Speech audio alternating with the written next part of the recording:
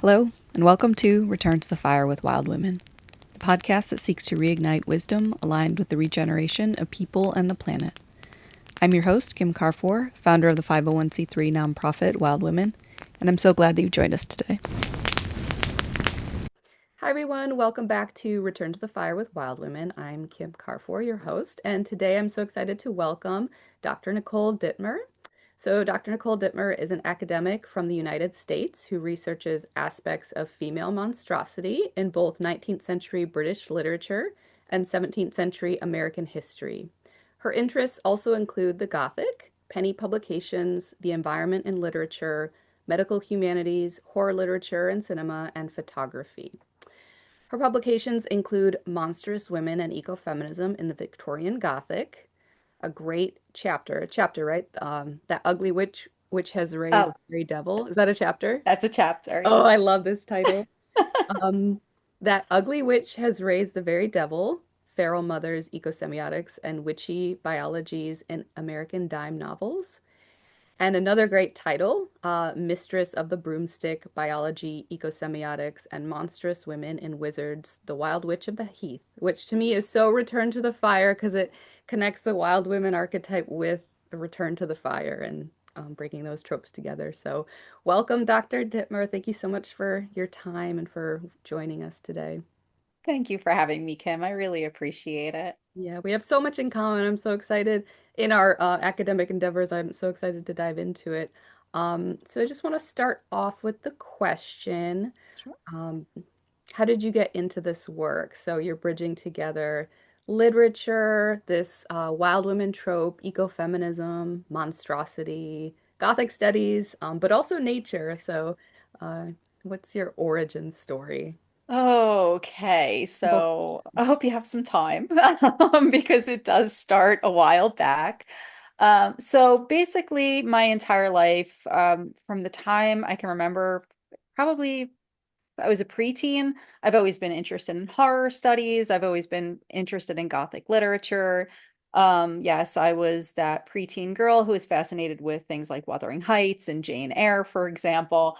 So all throughout my high school career, that's the type of literature I read. And if you asked my mother or my father where they would find me, I would be sitting somewhere outside reading a book. So I was a fan of being in nature and literature at the same time.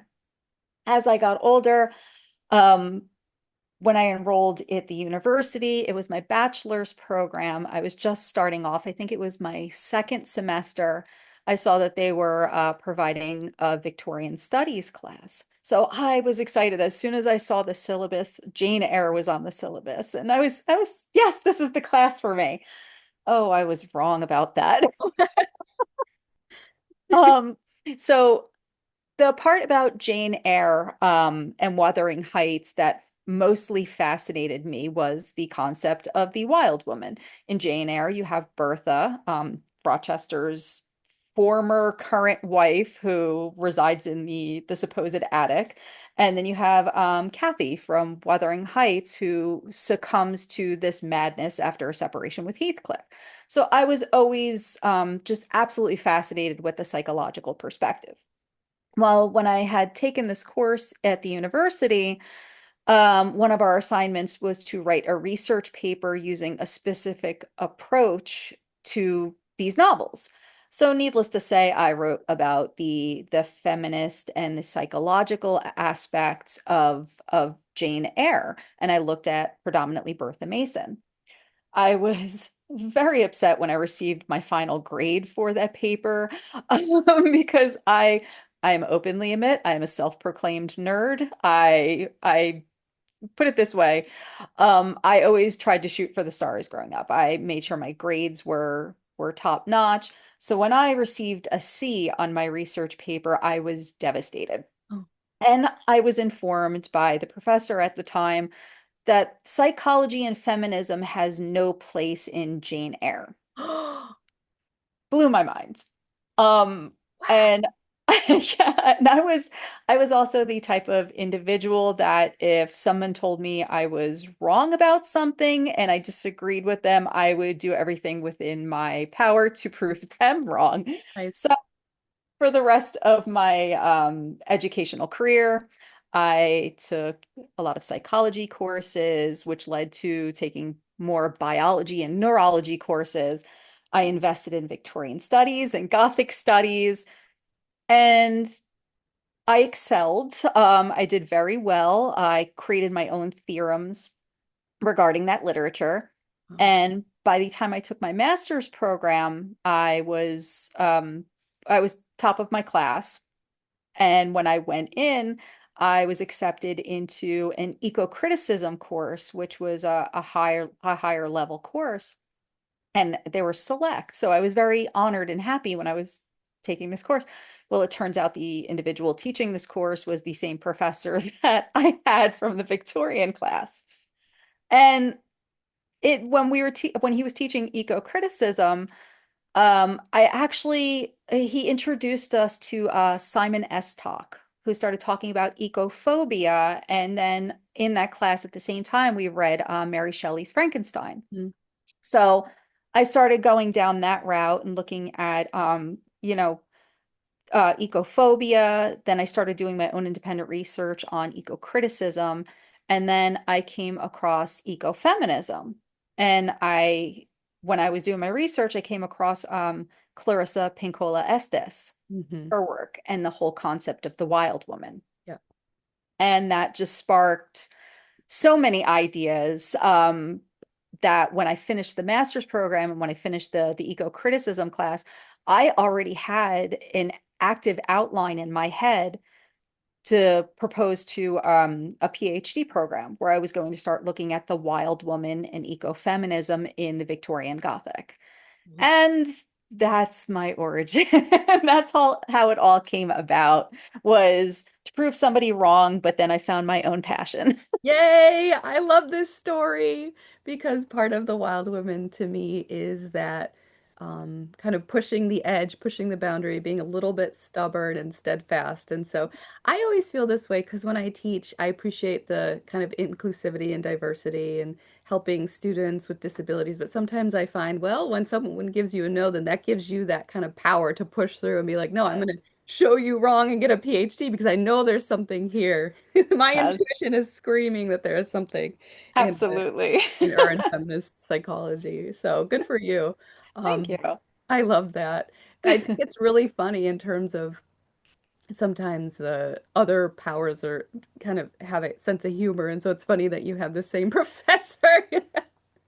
Yeah, I found that to be a little peculiar. And it was funny because when I graduated with my degree, he came to the graduation ceremony and we took a picture together. And I said to him, because he knew I was a bit on the sarcastic side. So I said to him, I said, "So do I get that apology yet?" What did he say?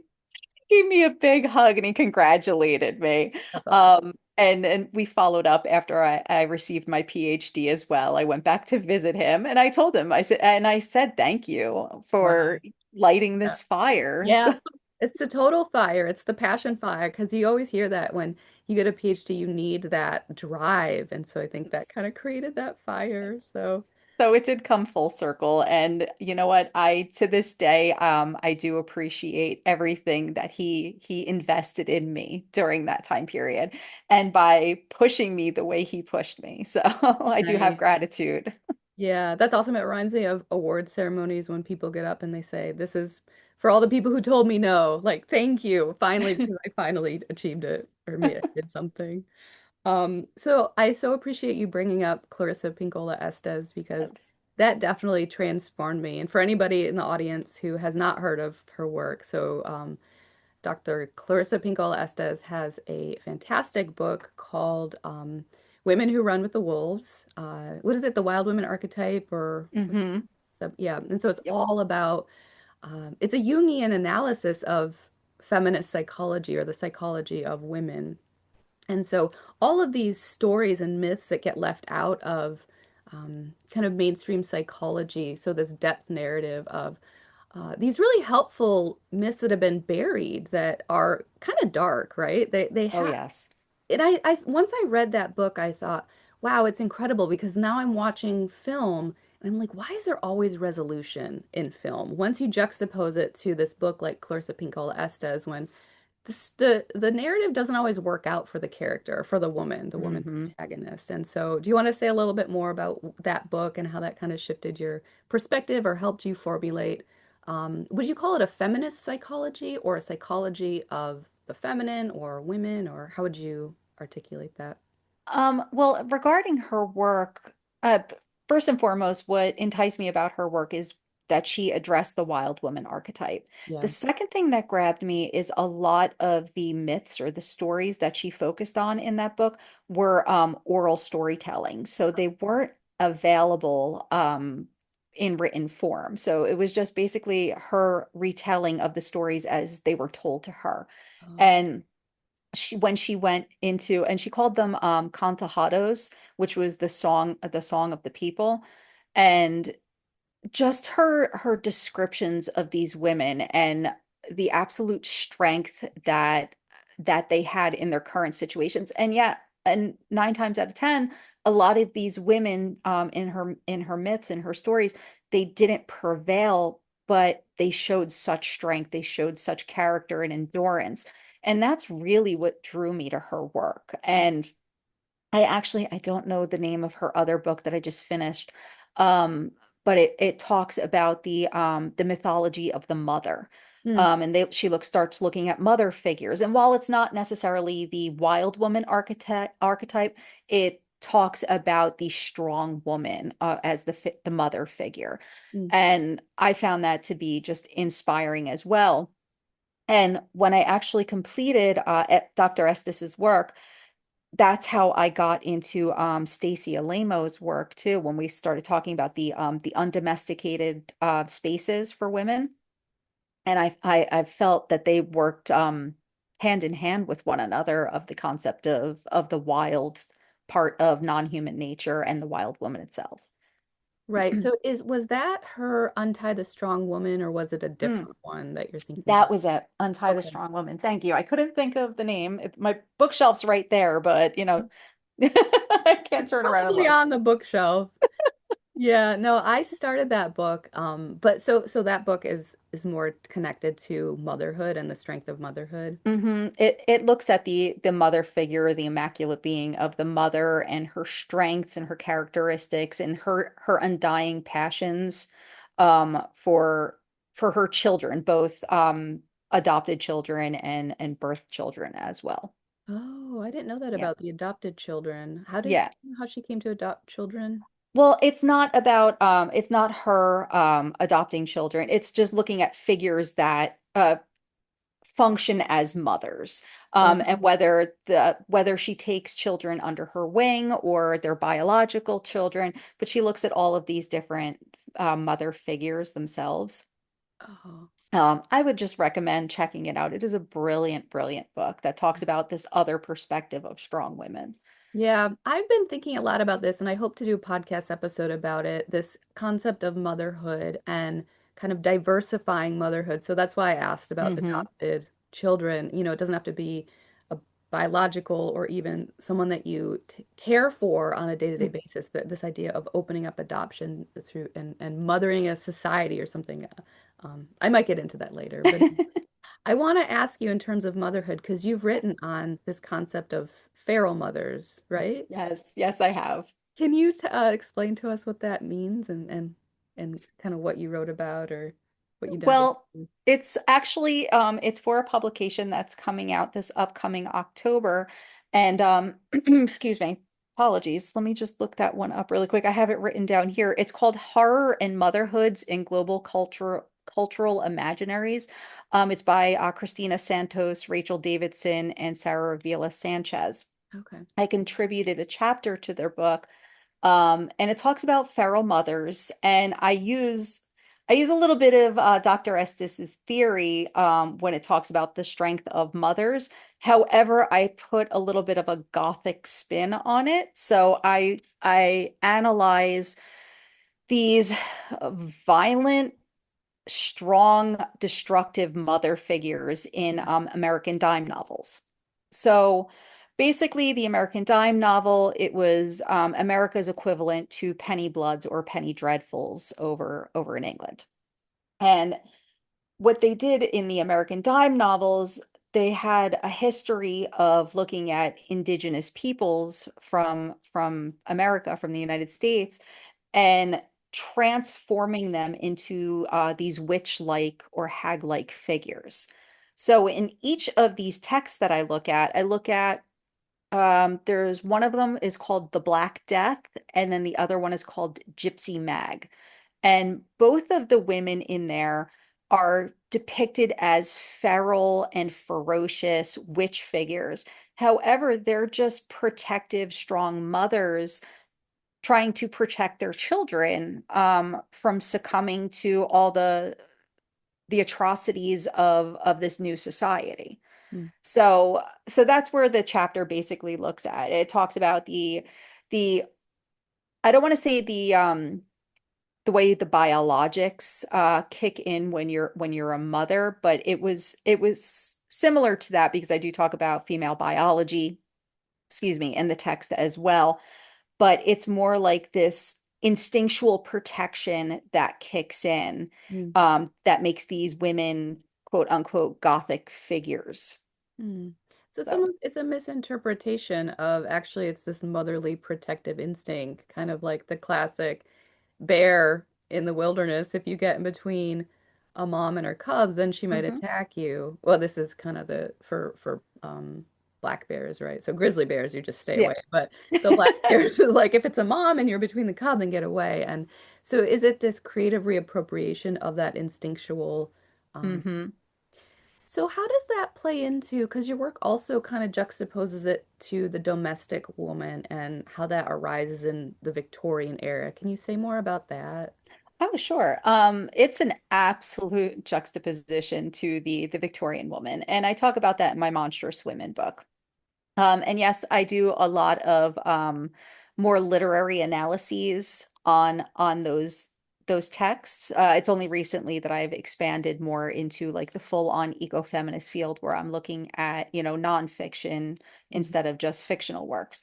But if you look at, for example, in the Victorian period, I talk about the middle and upper class women of Victorian society mm, where they're sheltered, they're incredibly domesticated, and they have these specific constructs that are created for them where they're mothers, they're birth givers, they take care of the household, and they only have specific things that they're I don't want to say they're allowed to do, but they're supposed to do. That's socially apt. mhm, And if they deviated at all from any one of those ideologies, they become the quintessential monstrous woman as you see in Gothic fiction. And that's why I went to Bertha Mason, for example. I need to keep going back to Jane Eyre, but she's like absolutely one of my favorite characters. mm, Bertha Mason, they depicted her as she wasn't domesticated. They depicted her as feral. She was over sexualized. She was the antithesis to Jane Eyre herself. But the funny part is when you're looking at her as the so-called monstrous or wild woman, she's just a mirrored representation of Rochester himself. mm, So it was okay for the man to behave that way in Victorian, but not for the woman to act the exact same way. Um, and then in my studies, I also, like I said, I did a lot of psychological, biological, and neurological analyses to these as well, because I became very fascinated with what neurosciences of the 19th century, Oh, because there were a lot of experts, for yeah. the lack of a better term, that correlated sexual impulses of women, only women, Mm, to things like hysteria or a disruption to their neurological system. So I did incorporate that into a lot of my texts as well. right. And these supposed women, like Bertha, like Catherine Earnshaw, Mrs. Lovett from Sweeney Todd or String of Pearls, for example, they were all seen as biologically and neurologically divergent because they didn't align with the construct of Victorian woman. So hence monstrous woman. Wow. So Yeah. they tied it to biology back then. Hmm. And that kind of does that connect to this um women are naturally submissive, right? Because that was that the construction the construction was when these early and what period was this again? This was the 19th century. So we're looking at the span of, I want to say the mid 1800s to the incredibly early 1900s. And that's right around the time it's the late 1850s when Darwin came around with his theories, but actually early on in, I believe it was 1840 or 1841, there was this neurobiologist named Dr. Thomas Laycock who kind of took the old philosophy that women's insanity or women's behavior is controlled by her uterus. He Right. kind of transmorphed that into no, no, no, it's not the uterus. It's when the ovaries are aggravated or the ovaries are inflamed, they become feral. Women become slaves to their instincts, and thus the reason they break out of these social constructs. So, what Thomas Laycock was trying to say, and this was prior to Darwin, is that women were slaves to their nature. Mm, And that's where my whole argument, my all of my research just found its center is that woman and nature relationship. right. So is this just all to try to control women, or what would be the underlying drive to create these scientific experiments or call them truths, right? What do you take from that? Well, I mean, it's all about the perspective of the person who's doing the research. And I can Right. only speak on my opinion or my evidence that I found is I found that there were a lot, especially during the Victorian time and later in the century, you had a lot of women stepping forward. They they had a voice now. Women Right. wanted to be heard, okay? I found that especially during this time that it was a method of control. Mhm. Um, Men did not appreciate women coming forward. They did not want them in the workplace. They did not want, especially middle and upper class women. I'm not focused on working class women per se, but you notice there's a big wave of middle and upper class women that were presented as lifelike dolls Mm, during that period that were really starting to come out and open their mouths. They were starting to write. They were starting to protest. So I really believe that it was just a society's form of silencing the woman or controlling the woman. wow, it's like her emergent empowerment, and then it felt like a threat. And so Mhm. then we're using biology to kind of oh, it's your nature to not be that vocal or to be publicly to be an activist or to push Yes, back or to be anything other than existing in the domestic realm.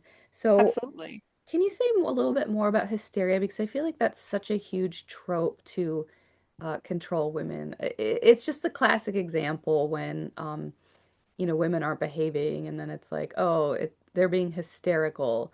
But Ugh. I always say, we can see it. I always talk about this in my classes with Hillary Yes. Clinton when she was running for president, and then they say lock her up. I was like, this is so kind of reinscribing that same witch trope or hysteria, right? And those are still kind of present in our bodies in a deep unconscious way. And so I just was like, oof, this is ugly. We're Oh yeah. going back to the, 18th century here, Uh, probably older. that if that is the one statement that just gets under my skin. If I ever hear the oh, don't worry about her. She's just being hysterical. Oh my God, that's that's one thing that just sets me off. You're like, And let no, me it doesn't make me hysterical. It just annoys me. Um, do a very articulate response to it.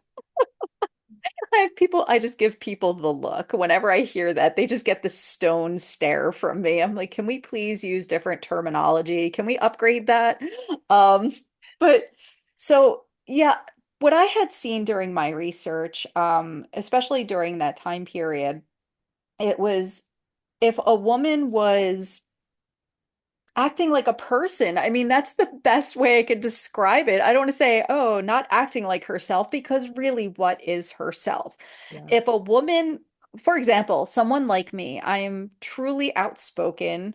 I can be brash at times. I do stand up for myself.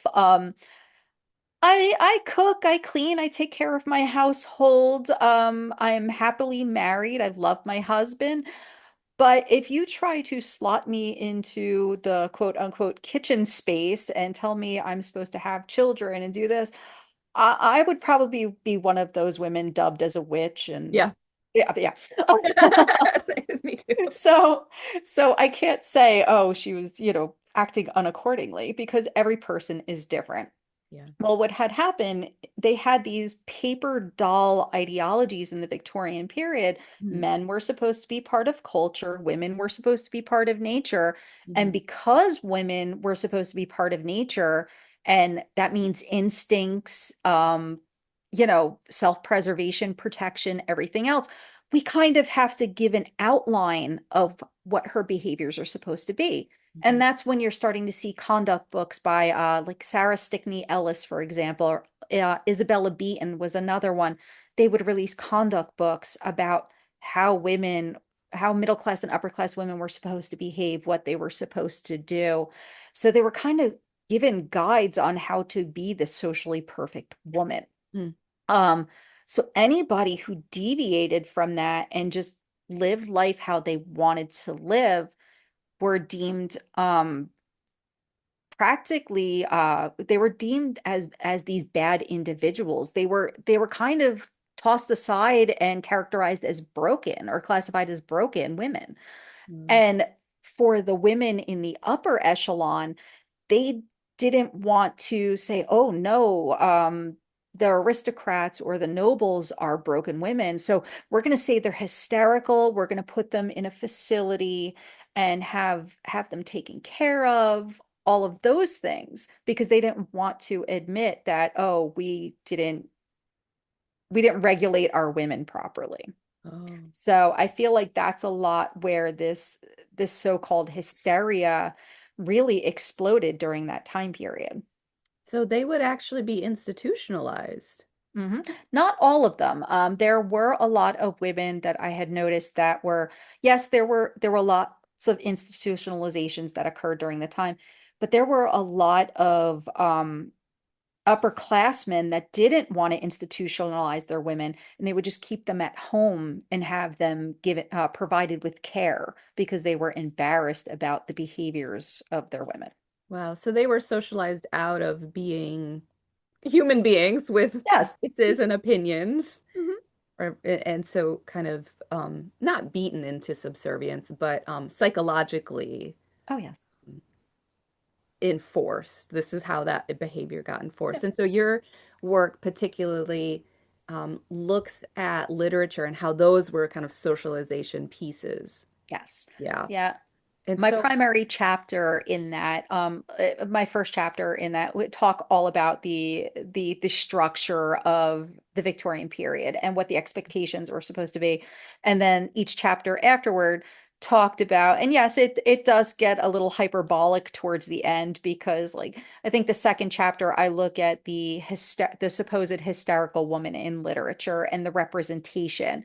And some of them are so over exaggerated, it's absolutely ridiculous. And then I look at the criminal woman, a woman who is so confined by the rules that she breaks out. She starts getting involved in all these criminal organizations. oh, And then, of course, I went the complete Gothic route at the end of my book. I chapter 4, I look at how women turn into werewolves at the end of the book. oh, as we've been talking, I've been just floating around. Have you seen the film Night Bitch? No, I've heard about it and it's on my to watch list. I feel like, especially when now that you bring in the trope of women turning into werewolves when they connect to their instinctual power. Yes. So, ooh, let's go there in terms of instinctual power, because I think this is a thread in your work. Hmm. Okay, let me try to articulate this. So, in the Victorian era, in these kind of Gothic, in this literature to reinscribe this social behavior to domestic size women. They're Hmm. saying, and to use biology to reinforce that, they're kind of socializing women to say, this is your true nature, right? Subservient, docile. But then you and I have spoken briefly about Stacey Alimo's work, and this is Hmm. definitely the work that I'm doing when I bring women out into nature, that it's almost this creative reappropriation of actually you go out into nature and experience nature for yourself. This is actually a space of empowerment that is tied to instincts because it's you experiencing you in a deeper way where you get away from all of these the media, those the weird things people say to reinscribe these domestic dimensions of femininity, right? It's you and wild nature. And so it's I always find it's this paradox, right? That historically women have been said, this is your nature, right? Domesticity, and then go into the wild, and it's like, well, we don't want to um, reappropriate or reinscribe old narratives that are no longer serve us. So where's that kind of middle ground, or do you want to say something about Stacey Alimo's work as the outdoors as a place of empowerment for women? Oh yeah. Well that's one of the reasons I was so drawn to her work. Is during all of my research, I've read the whole dualist perspective where there was that conflict of originally women in nature were seen as a negative concept. I believe Carolyn Merchant talks about it, Sherry Ortner talks about it, and it's this connection of women in nature is seen as detrimental to the woman herself, and the whole ideology or the whole idea, the concept of woman in nature should be removed from one another. That relationships should be separated. Mm, But then you come across Stacy's work, and she talks about we don't need to separate woman from nature. We need to change the language. oh, We can keep the relationship. Woman is connected to nature, but how about we look at that space, that natural space, as undomesticated? And mm, through that undomesticated or untamed space, you can use that as a space of power. mm, And that's why I kind of used her her logic in the chapter about the werewolves or the she-wolves.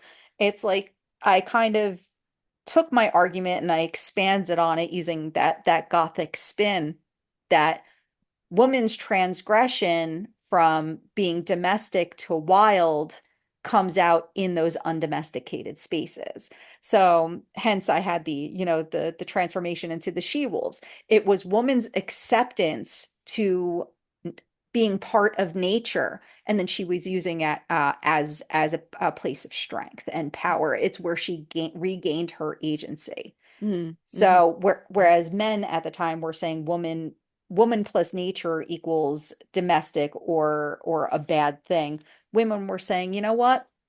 Women in nature, that's a good thing. I'm using that to be a powerful force. okay, okay. And so you're saying that this she-wolf figure represents that empowerment force of Yes. women connecting to nature is Their empowerment. reclamation of agency, their acceptance that they, hey, you know what? I am part of nature and I'm going to use that to my advantage. Right. Which is actually kind of a scary space to go back into because if historically women were connected to instincts, right, in nature, and that was a way to keep them down, then going into nature and connecting with one's instincts. But I guess that's where the empowerment goes, is Mhm. it feels scary, but then the agency arrives. Like you get to choose what this means to you or you reclaiming this space for yourself. Exactly. And that's the whole argument that has been time and time again It's that whole essentialist or reductionist Right. perspective of creating that language where, okay, women are affiliated with nature. And what does that mean? Okay, you're slaves to your instinct.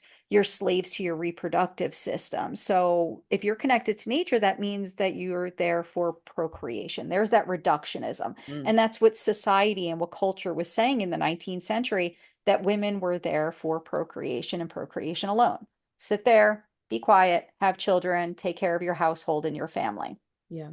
Women later on started recognizing, they're like, okay, this is what I'm being told. Well, it's the language that needs to shift into change. So let's change the definition of what the relationship of woman and nature actually is. It no longer means being a slave to my reproductive system. It means that, you know what? I have a choice. If Mm, I want to be have that reproductive system as part of my life, if I want to give into my instincts, whatever the case may be, it's my choice, it's my decision. And that's where you start seeing that agency come through is with the language shift. And mm. that's a lot of what Stacey Alimos is talking about in her book. It's just shifting that the meaning of things. Right. Okay. Yeah. So focusing on choice and agency Mhm. and shifting the language. So you said something in your article on the Wild Witch of the Heath, and you were focusing on Lamarck, and he Mhm. says that if women are exposed to their nature, it would lead to a regenerative state. Yes. What Yes. what is that or Ah, regenerative state? Did I get that right? yes, yes, Positive. yes. So, Lamarck, he just had, I'm trying to think of the exact way to describe Lamarck because I don't want to say he was I use the term expert loosely in his field, but I don't want to sit there and give him a multitude of positive credit because I kind of feel like he was more of a pseudoscientist than an actual expert. Okay. Um, so basically what he was talking about in his studies is, like I said, he focused on a lot on the neurobiology of hysteria. And what he was basically talking about, and he emphasized this quite a lot, is that women's instincts basically was talking about women's arousal and behavior. That was their instincts. That's what he focused Okay. on. So he was talking about mostly that if a woman was left to her own accord and she wasn't monitored, she would essentially what's the word I'm looking for? Interfere with her own arousals. And she would get to a point that she was so aroused by either exercise or specific foods or Huh. interactions that if left to her own accords, it would become problematic, Huh. that she would become promiscuous and it would be driven by her instinctual side. She would be uncontrollable at that point. Okay. So he's talking about the regenerative nixus because he said basically she would get stuck in a feedback loop. So if this started occurring to her biological system, it would impact her neurological system, thereby creating this new what they call the dynamic core process. And she would it's a whole neurological thing where they talk about the global mapping system. She would hardwire into her brain that she would just get in this cycle and then she would just become promiscuous and then that's it. She Huh. would never be able to get out of it. So it's almost like they were afraid of the, I'm going to use the autopoetic dimension of wildness in and of itself, right? The Oh yes. self-generative. So that's what they were actually afraid Yes. of. That he mentioned it so many times. This was like a 450 page text that specifically talks about that whole generative process and how it just keeps replicating itself in the neurons and creating all of these new pathways within a woman's mind. And because of this, she would be unable to be quote unquote retrained. So, yeah. Oh, okay, okay. Uh, Now you could see why I read a lot of his work. It was interesting and revolting all at the same time. Oh my gosh, there's so much there. Hmm. Untrained. And trains. Yeah, but that's the place of empowerment, which because the agency, the Hmm. regeneration of nature, and women seeing that in themselves when they go in nature. But of course, that would be a huge fear to patriarchal systems that, Yes. need to control women's instinctual nature Hmm. to use a Marxist kind of analogy, to use our labor and our love and, the reproductive nature of us to uphold society in this Yes. patriarchal way. So, but that's Yeah. where going back to the empowerment, I think that's where that is. But you're also helping me answer a question that I've been sitting with for a while, which is why is there this fear of women's sexuality and controlling sexuality and how that's connected to the witch figure. Do you have Yeah. a little bit Uh, about I that? have yet to come up with an Yeah. answer definitively on that. That is one of those rabbit holes that when you fall down, you're not coming out for a No. while. That's so true. It's so much there. I am still I am currently working on that new project, the Ecofeminist Handbook Mhm. at the moment. And when I'm completed with that, I actually have a new project in line where I'm continuing to look at the neurology of the behavior of these supposed wild women and what the detriment actually is and why do we need to control Yeah. women's reproductivity. So I Yeah. do have this whole project outlined. It's just finding the time to actually sit there and do the work on it. Tell me about it. So, No, that's amazing. I'm so excited that you're doing this. So, first of all, tell the audience about your current project, and then we can get in a little bit about. I have a question about the neurology of the second okay. project. But yeah, tell me. Well, well, the current project, and it's grown since you and I had last communicated. Oh, wow. We are now up to 80 contributors, so we're looking at 80 chapters. It's called the Handbook of Ecofeminism, and I'm working on that currently with a co-editor, Doug Vakash. It started off as several years ago, we wanted to publish something. It was going to be 50 contributors or 50 chapters for Francois Diobon's anniversary for the 50 years for ecofeminism. Well, since that time, it has now expanded into a global handbook. Um, Um, so we are in the midst of gathering all materials right now. We are hoping to have I want to say the first portfolio sent to the publisher within the next several weeks. oh, nice. So I'm hoping that it'll be on the shelves by next year. Oh, perfect. So everybody can So look for it in 2027, hopefully. hopefully it's slow going. It's a lot working with 80 contributors. Oh my gosh, yeah. Herding cats So sometimes. so there's a lot of editing, a lot of revising, a lot to read. I Yeah. have to invest in a pair of reading glasses soon, I think. Oh, geez. Yeah, it's a labor of love for sure. It For is. sure. I It's appreciate that. very exciting. It is. It's great to see this much excitement around the topic of ecofeminism because I think Yes. it's really relevant. And kind of moving into your next project, I feel like we're just scratching the surface because we haven't even talked about the Malleus Maleficarum. Ah, And, this is so we're talking about just the kind of theory behind um, controlling women's nature and sexuality, but then it gets institutionalized mhm. by the Roman Catholic Church through this Malleus Maleficarum, and so then it gets reinscribed in um, Christian theology, and Yes. and so this is that trickle down effect of how it becomes socialized and normalized. Hmm. But to go back to we were talking about the self-regenerative dimension of women and nature. As you were talking, it just to me feels like women's like n I don't want to call it natural mysticism, but it feels um like a mystical engagement with nature. I don't know, something about as you were describing.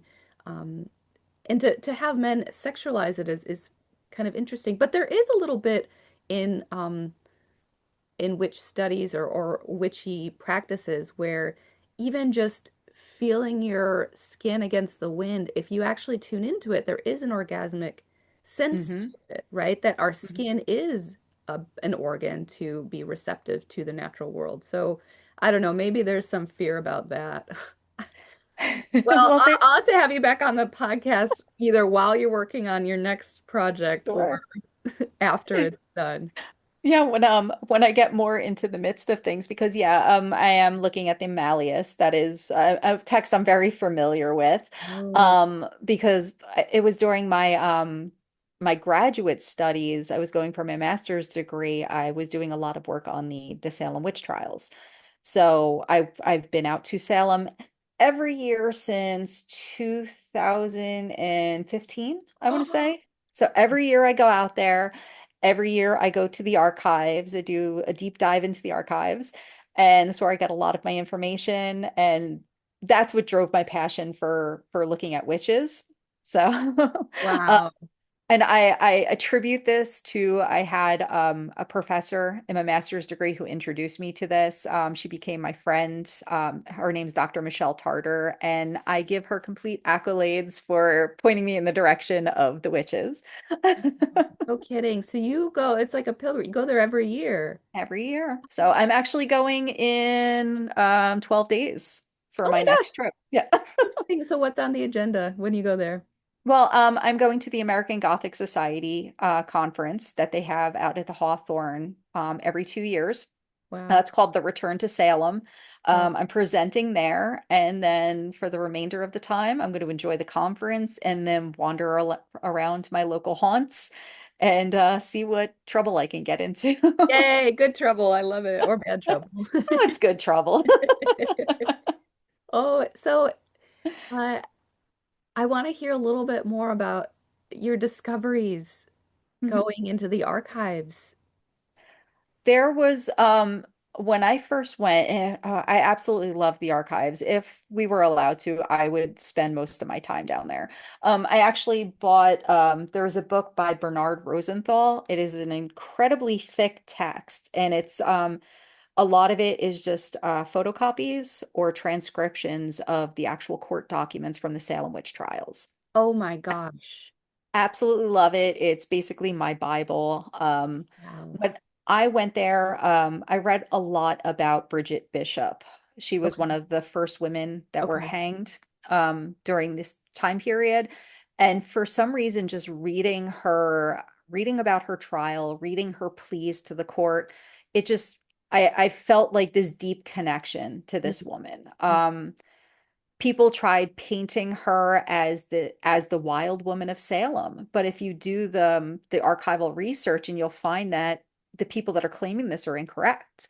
mm, If you read a lot of literature about Bridget Bishop, a lot of these texts will say, oh, she was this flamboyant tavern keeper who ran around in this red bodice, cursing men. She was loud, she was vociferous. But if you go and you actually read the stories about her, if you read the court documents, if you read the words that come out of her mouth, they're nothing like, she's nothing like she was presented in modern literature or contemporary literature. So it's once again people creating these stereotypes about these victimized women. mm. So and again, because of all of this, I feel like a lot of my work centers on the Bridget Bishop character or the figure herself.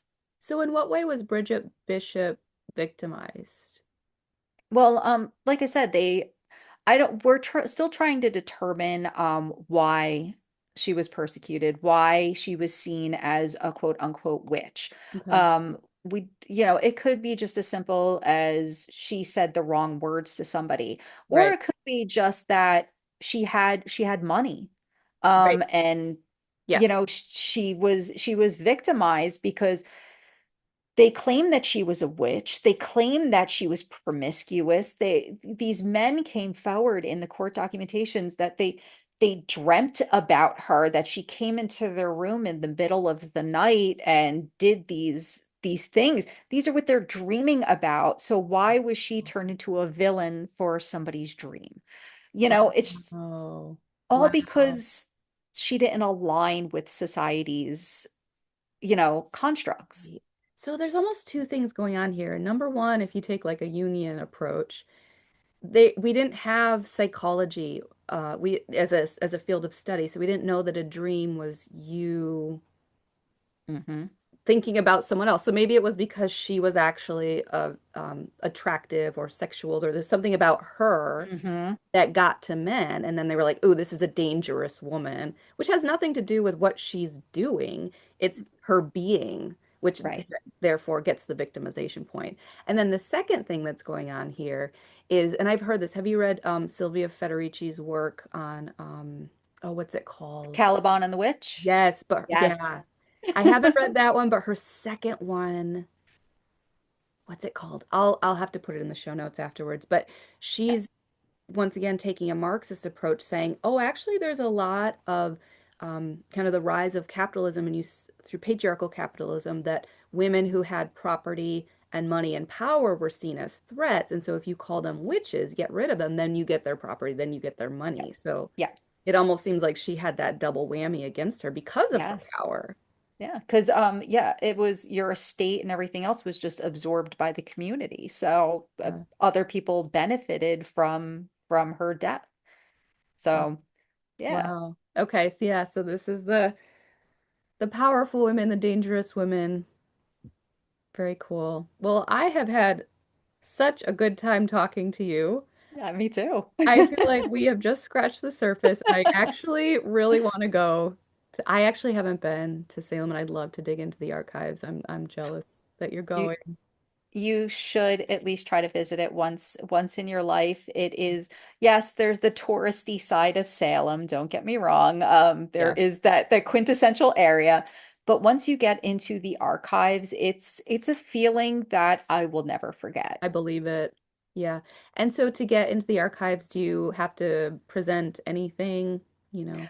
They like to see, you have to contact, I think they changed it. You used to be the Peabody Essex, and then I think they changed it to the Danvers library.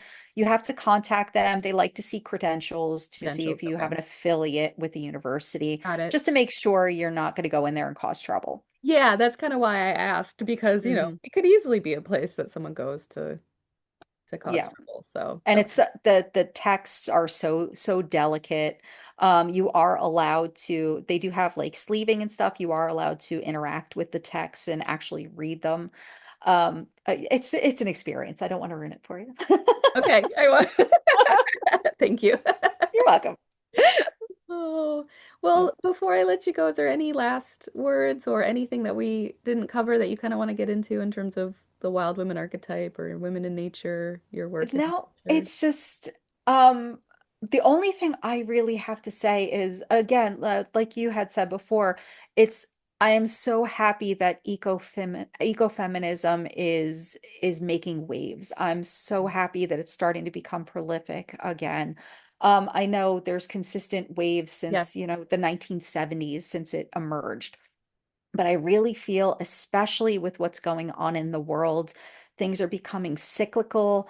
Mm, Um, I just want people to be aware, to, look at things through an eco-feminist lens. Don't, focus on these potential stereotypes of women. Don't essentialize or reduce people to their biologies again. mm. Um, Wild women are wild women for a reason, and it's not just because, oh, we're bad people.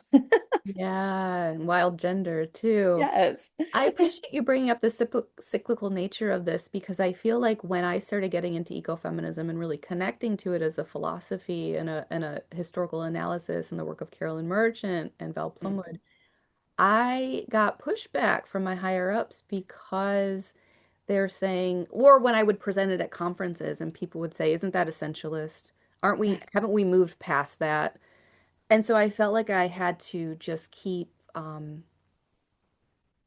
of defending my position and try to explain what I saw because of Hmm. what you're getting at.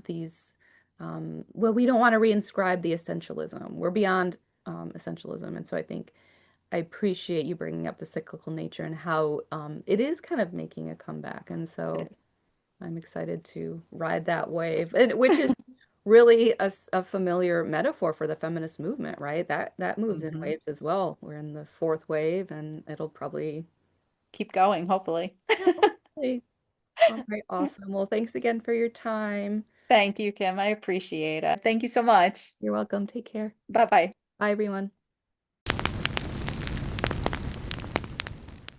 This podcast has been brought to you in collaboration with the Luce Foundation, the American Academy of Religion, and the Wild Women nonprofit. Thanks so much for joining us. Please follow us so you can keep returning to the fire. And in the meantime, be wild and be well.